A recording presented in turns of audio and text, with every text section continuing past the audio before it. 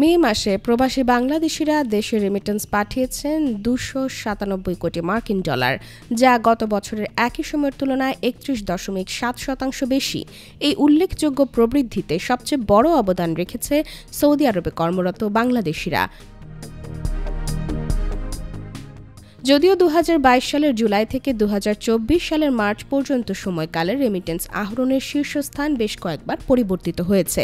কখনো সংযুক্ত আরব আমিরাত, কখনো যুক্তরাষ্ট্র, আবার কখনো যুক্তরাজ্য হয়ে উঠেছে রেমিটেন্স প্রেরণে শীর্ষ দেশ। তবে গত 2 মাস এই প্রবাহে সৌদি আরবের অবস্থান আবারও শীর্ষে উঠে এসেছে, যা দেশের বৈদেশিক মুদ্রার রিজার্ভ ও সামগ্রিক অর্থনীতিতে ইতিবাচক প্রভাব ফেলেছে। বাংলাদেশ ব্যাংকের তথ্য অনুযায়ী মে মাসে মোট 297 কোটি ডলার রেমিটেন্সের মধ্যে সৌদি আরব থেকে এসেছে 53 কোটি 34 লাখ ডলার, যা মোট রেমিটেন্সের প্রায় 18%। আর দ্বিতীয় অবস্থানে থাকা সংযুক্ত আরব আমিরাত থেকে এসেছে 35 কোটি 15 লাখ ডলার বা 11.84%। এছাড়া 34 কোটি 68 লাখ ডলার নিয়ে তৃতীয় অবস্থানে আছে যুক্তরাজ্য।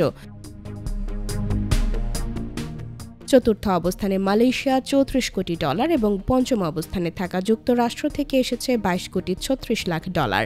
পর্যায়ক্রমে শীর্ষ 10 দেশের তালিকায় অন্য দেশগুলো হল ওমান, ইতালি, কুয়েত, কাতার ও Singapore. IBTV USA, New York.